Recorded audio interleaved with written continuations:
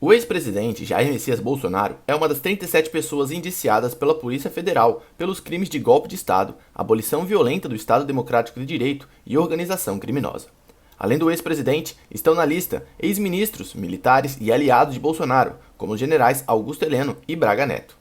Apesar de seu peso e impacto político, o indiciamento não é uma condenação, nem significa que o investigado será automaticamente levado a julgamento. Ele serve para embasar o trabalho do Ministério Público, no caso, a Procuradoria-Geral da República, que vai decidir sobre a continuidade do processo.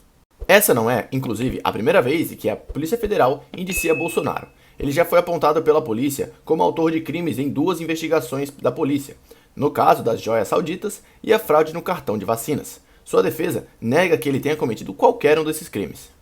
O indiciamento também não significa que a pessoa será presa. O cumprimento da pena só acontece no final de um processo, caso haja condenação e tenham se esgotado todas as possibilidades de recurso.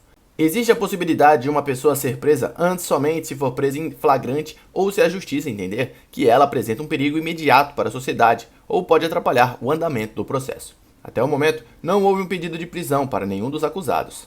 Mas o que o indiciamento significa e o que acontece a partir de agora? Um indiciamento é um ato formal da polícia que acontece quando ela entende que há indícios suficientes de que a pessoa investigada cometeu um crime. O processo então segue uma trajetória bem definida que passa por diferentes esferas do sistema da justiça.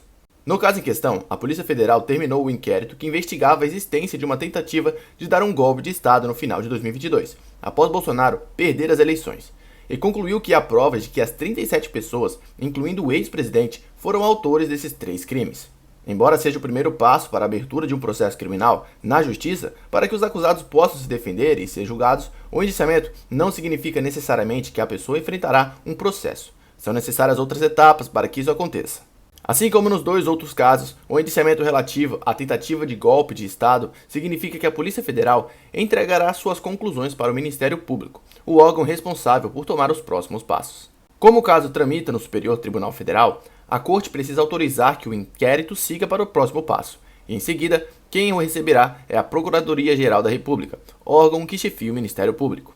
Segundo a assessoria do STF, o inquérito, que está sob sigilo, está nesse presente momento sendo analisado pelo relator do caso, o ministro Alexandre de Moraes, a quem deve encaminhá-lo para a Procuradoria-Geral da República essa semana.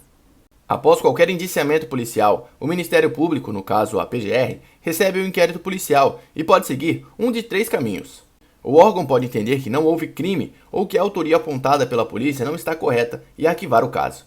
Pode entender que há indícios de crime, mas que são necessárias mais provas e pedir mais informações à polícia.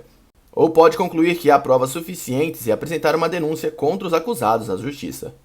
No caso em questão, caso decida apresentar uma denúncia à Justiça, a PGR vai denunciar Bolsonaro e outros 37 acusados ao Supremo Tribunal Federal, que pode ou não aceitar a denúncia. Caso aceite a denúncia, o STF então dará início a um processo penal contra os acusados, que se tornam formalmente réus no processo. A partir deste momento, os réus têm direito a ter acesso às provas e têm a oportunidade de apresentar sua defesa à Justiça. O processo então segue o rito normal de um processo criminal, com uma diferença: as instâncias envolvidas. Normalmente, em um processo criminal, o réu, caso seja condenado, tem direito a recorrer à segunda instância da Justiça, ao Superior Tribunal de Justiça, o STJ, e, em alguns casos, ao STF. No entanto, o processo em questão já correria direto no STF. Embora os seus réus possam apresentar recursos e recorrer das decisões, não há possibilidade de recorrer a uma instância superior, pois o STF já é a mais alta instância da justiça brasileira. Embora Bolsonaro não tenha mais foro privilegiado, após deixar o cargo de presidente, o inquérito da Polícia Federal precisou ser autorizado pelo STF por estar relacionado a outras investigações que já existem com a aprovação do STF. O relator do caso no Supremo, o ministro Alexandre de Moraes, toma as decisões em relação à investigação, mas caso um processo criminal seja de fato aberto, os acusados serão julgados por um colegiado de ministros.